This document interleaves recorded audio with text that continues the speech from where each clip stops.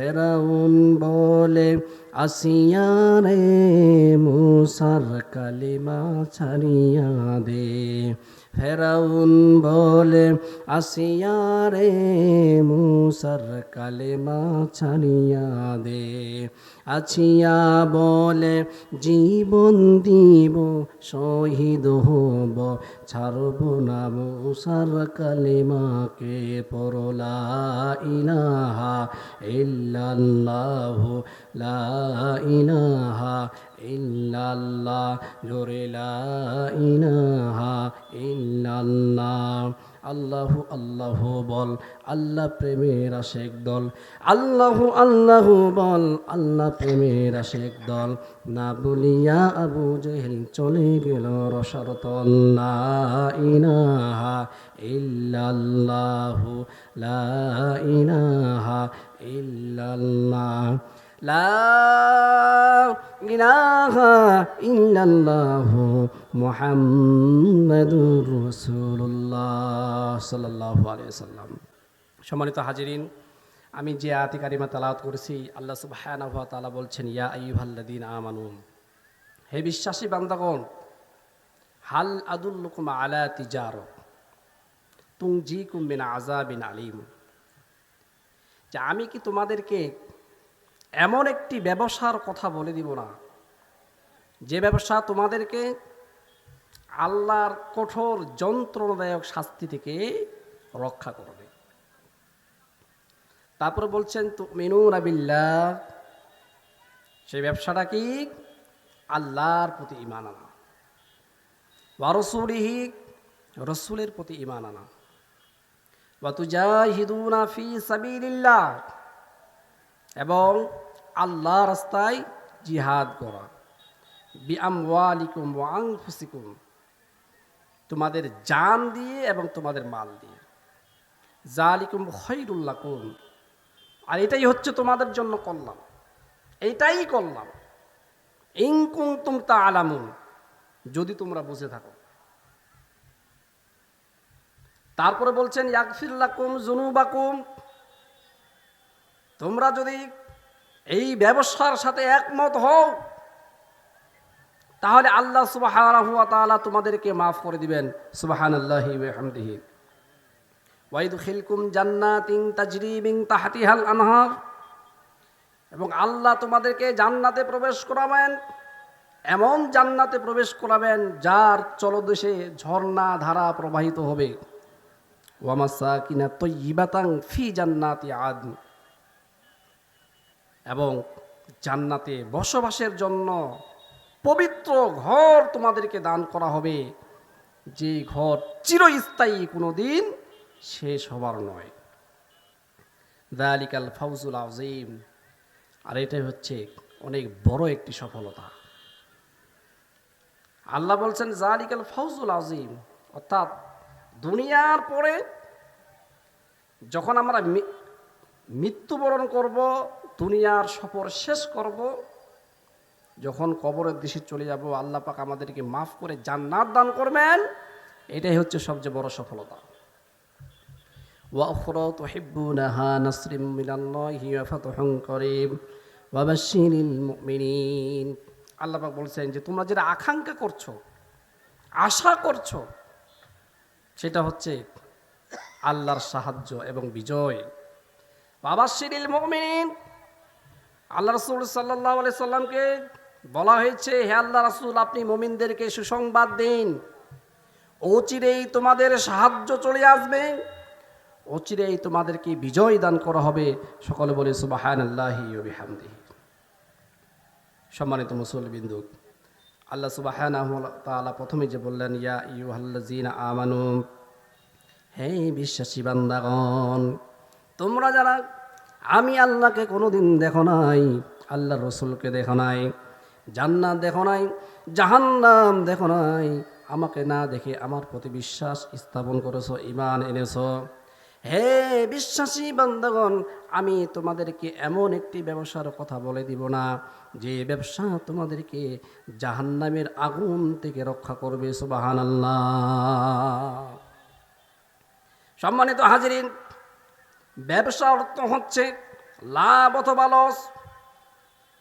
ব্যবসা যদি আপনি করতে যান, হয়তো ব্যবসাতে লাভ হবে, লস হবে। একটা ব্যবসা আছে শুধু লাভ হয়, সেটা হচ্ছে সুদের ব্যবসা, ঠিকই না? সুদের ব্যবসাতে কি হয়? শুধু লাভ আর লাভ, লস হওয়ার সম্ভাবনা নাই। যে সুদ খাবে, সুদের ব্যবসা করবে, আল্লাহ রাসূল সাল্লাল্লাহু আলাইহি সাল্লাম বলেছেন তার ৭০টি গুনাহ হবে। আর সর্বনিম্ন যে গুনাহটা নিজের মাকে বিবাহ করার সমান। জোরে জোরে বলেন নাউজুবিল্লাহ। সুতরাং আল্লাহ পাক আমাদের সুদ মুক্ত হওয়ার তৌফিক দান করেন, সকল বলি আল্লাহুম্মা আমিন। আল্লাহ রাব্বুল আলামিন বলেন, এমন একটি ব্যবসা যে ব্যবসা তোমাদেরকে জাহান্নামের আগুন থেকে হেফাজত করবে। আর এই ব্যবসা হলো লাভ অথবা লস। আপনি যদি ব্যবসা সম্পর্কে সঠিক ধারণা থাকে, যদি এক্সপেরিয়েন্স থাকে, অভিজ্ঞতা থাকে, আর আপনি যদি ব্যবসাতে ভালো করে বোঝেন, অবশ্যই এখান থেকে আপনি লাভবান হবেন। আর যদি ব্যবসা না বোঝেন, কোনো জ্ঞান নেই, আপনার অভিজ্ঞতা নেই, আপনি ডান বাম না বুঝে ব্যবসা শুরু করেছেন, তাহলে আপনার ব্যবসায় 1000 পাওয়ারের লাল বাতি জ্বলে যাবে, ঠিক কিনা বলেন? এই ব্যবসা বুঝতে হবে আপনার। আল্লাহ পাক যে ব্যবসার কথা বললেন, সেই ব্যবসা হচ্ছে তুমিনুনা বিল্লাহ, আল্লাহর প্রতি ঈমান আনা। এটা হচ্ছে 1 নাম্বার। আর আল্লাহর প্রতি ঈমান আনা অর্থ এই না আপনি শুধু মুখে বলবেন যে আমি ঈমান এনেছি। মুখে আপনাকে বলতে হবে আল্লাহর প্রতি ঈমান আনলাম, জবানে স্বীকার করতে হবে, অন্তরে বিশ্বাস করতে হবে, এবং বাস্তবে সেগুলো মেনে চলতে হবে। এটাই হচ্ছে আল্লাহর প্রতি ঈমান। এই আল্লাহর প্রতি ঈমান আমরা যতদিন পর্যন্ত প্রপারলি বুঝতে পারবো না, ততদিন পর্যন্ত আমরা জাহান্নামের আগুন থেকে বাঁচতে পারবো না। আল্লাহর প্রতি ঈমানের অর্থ হল আপনি 5 ওয়াক্ত নামাজ পড়বেন, আল্লাহর বিধানগুলো মসজিদে মানবেন, মাদ্রাসায় মানবেন, মসজিদে ঢুকে নামাজ পড়বেন, কিন্তু মসজিদের বাইরে আল্লাহর বিধান মানবেন না, এমনটা কিন্তু না। আল্লাহর প্রতি ঈমান আনার অর্থ হলো আপনি পৃথিবীর যে কোনো জায়গায় থাকেন না কেন, সব জায়গায়, সব অবস্থায়, সর্বাবস্থায়, পৃথিবীর সব ক্ষেত্রে আপনাকে আল্লাহর বিধান মানতে হবে এবং আল্লাহর বিধান অপরকে মানার জন্য সর্বাত্ম চেষ্টা করতে হবে। এটাই হচ্ছে আল্লাহর প্রতি ঈমান। আপনি নামাজ পড়তে যান, আপনি রোজা করেন, হজ করেন, যাকাত দেন, কিন্তু আল্লাহর জমিনে আল্লাহর দ্বীন প্রতিষ্ঠা করার জন্য আল্লাহ রাসূল সংগ্রাম করেছিলেন, সেই কাজ আপনি করতে চান না। সুতরাং আপনি এখনো ঈমান ভালো করে বোঝেন নাই।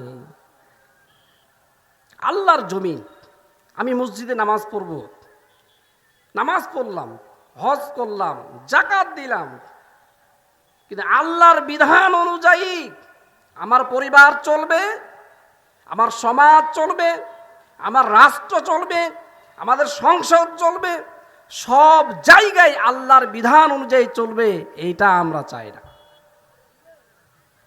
শুধু নিজে মানতে চাই। যদি নিজে মেনে শুধু নামাজ, রোজা, হজ, যাকাত করার পর যদি জান্নাত পাওয়া যেত, তাহলে আল্লাহ রাসূল সাল্লাল্লাহু আলাইহি সাল্লামের এত শত্রু থাকতেন না। আল্লাহ রাসূল সাল্লাল্লাহু আলাইহি সাল্লাম 40 বছর পর্যন্ত তাকে সবাই আলামিন বলে ডাকতেন, সবাই তাকে ভালোবাসতেন। তো তিনি যখনই মানুষকে দাওয়াত দিলেন যে আল্লাহর জমিনে আল্লাহর আইন প্রতিষ্ঠা করতে হবে, তখনই তিনি সবার কাছে খারাপ হয়ে গেলেন। আল্লাহ রাসূল সাল্লাল্লাহু আলাইহি সাল্লাম সারা পৃথিবীর সর্বশ্রেষ্ঠ মানব, যাকে সৃষ্টি না করলে এই পৃথিবী সৃষ্টি করা হতো না, সেই আল্লাহ রাসূলকে হত্যা করার জন্য তারা ষড়যন্ত্র করেছে, সে আল্লাহ রাসূলকে তারা গালি দিয়েছে, সে আল্লাহ রাসূলকে তারা পাগল বলেছে, তারা জাদুঘর করেছে, অন্যায়ভাবে অত্যাচার তারা করেছে। একমাত্র কারণ হচ্ছে আল্লাহ রাসূল চেয়েছেন জমিন যেহেতু আল্লাহর, এই জমিনে আল্লাহর বিধান দিয়ে পরিচালনা হবে। কাফিররা আল্লাহ রাসূলকে প্রস্তাব দিলেন, হে মুহাম্মদ সাল্লাল্লাহু আলাইহি সাল্লাম, আপনি হলেন আমাদের আরব জাহানের সর্বশ্রেষ্ঠ মানব। আমরা আরব জাতি, আমরা সাক্ষী দিচ্ছি, আরবের ইতিহাস সাক্ষী, আপনার মতো ভালো মানুষ আমরা কোনোদিন দেখি নাই। আপনার মতো আমানতদার, আপনার মতো সত্যবাদী মানুষ আমরা দেখি নাই। আপনি এত বেশি সত্যবাদী, আমরা আপনার নাম ভুলে গিয়ে মোহাম্মদ ভুলে গিয়ে আলামিন বলে সবাই ডাকতাম। সুতরাং আপনি নামাজ পড়েন, মসজিদে গিয়ে নামাজ পড়বেন, আপনি নামাজ আদায় করবেন, ইমামতি করবেন, আপনি মসজিদে ইমামতি করবেন, আর সমাজে ইমামতি আমরা আবু জেহেল আবু সুফিয়ান সবাই মিলে করব। এই প্রস্তাব আল্লাহ রাসূলকে দিয়েছিলেন। আল্লাহ রাসূল তাদের সাথে এই প্রস্তাবে রাজি হয় নাই। বলা হয়েছে যে আপনি ইমামতি করেন, এই মসজিদের ইমাম হন, বাট সমাজের ইমাম হতে আসিয়েন না, সমাজ আমরা চালাই। আল্লাহ রাসূল কি তার প্রস্তাব মেনে নিয়েছেন? না, কোনোদিন মেনে নেয়নি।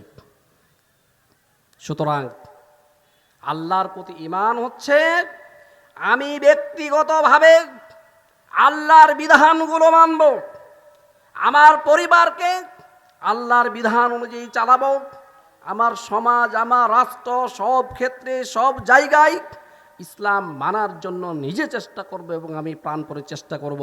এটাই হচ্ছে আল্লাহর প্রতি ঈমান। আর এই ব্যবসা যদি যতদিন পর্যন্ত আপনি বুঝতে না পারবেন, আল্লাহর জাহান্নামের আগুন থেকে রক্ষা পাওয়া সম্ভব নয়। এই ব্যবসার কথাই বলেছেন।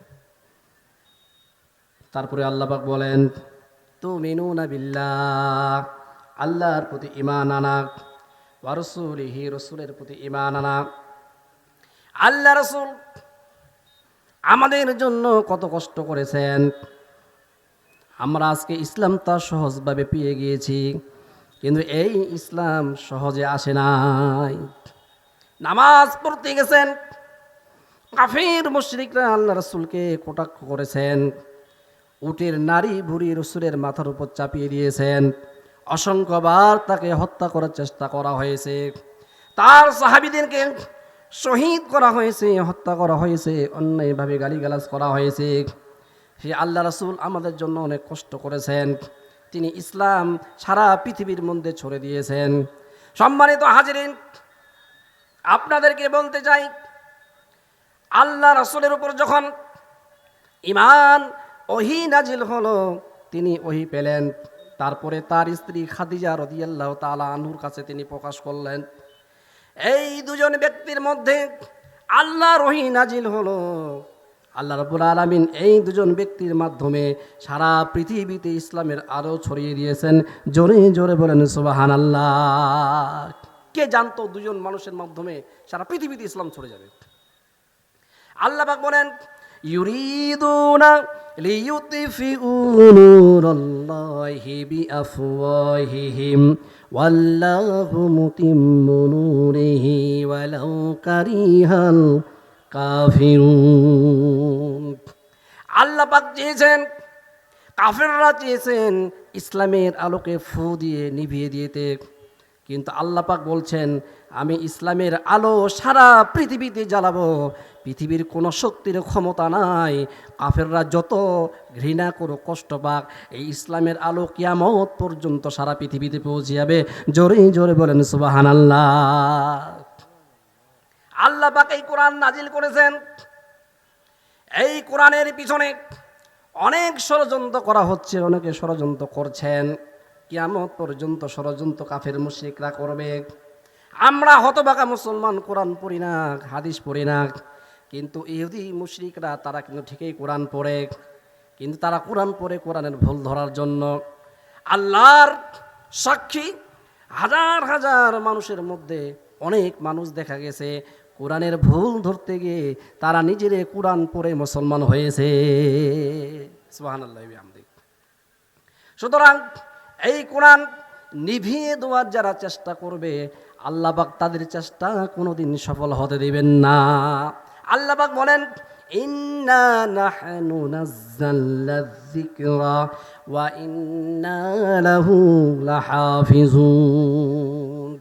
হে পৃথিবীর মানুষেরা, তোমাদেরকে আমি বলে দিতে চাই, আমি এই কোরআন নাজিল করেছি, কিয়ামত পর্যন্ত এই কোরআন আমি আল্লাহ রব্বুল আলামিন হেফাজত করব। একটি জের জবর পেশ উল্টা পাল্টা করার পৃথিবীর কোনো শক্তির সামর্থ্য নাই। আল্লাহ যারা আপনারা হচ্ছে প্যান্ডেলের সামনে মোটরসাইকেল সাইকেল রাখতেছেন, অনুগ্রহ করে গ্যারেজে রেখে আসুন।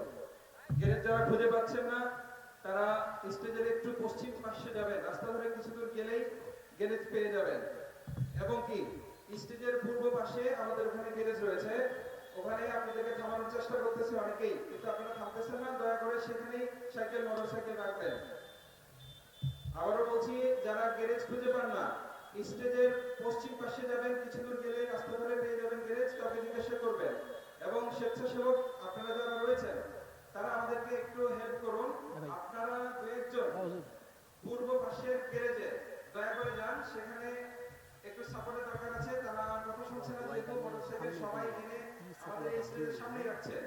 আপনারা আমাদেরকে হেল্প করুন, বিশেষ করে মাসরাফি আলিফ, তোমাদের কাছে টোকন যদি থেকে থাকে অথবা কোথায় রাখছো, দয়া করে একটু বলবেন, না এখানে এসে দেখা করো। ধন্যবাদ। আর যারা স্টেজের সামনে মোটরসাইকেলগুলো রাখছেন, আপনারা নিজ দায়িত্বে এখান থেকে একটু নিয়ে যান, আর পরিবেশের অনেক বিঘ্ন ঘটবে। ধন্যবাদ।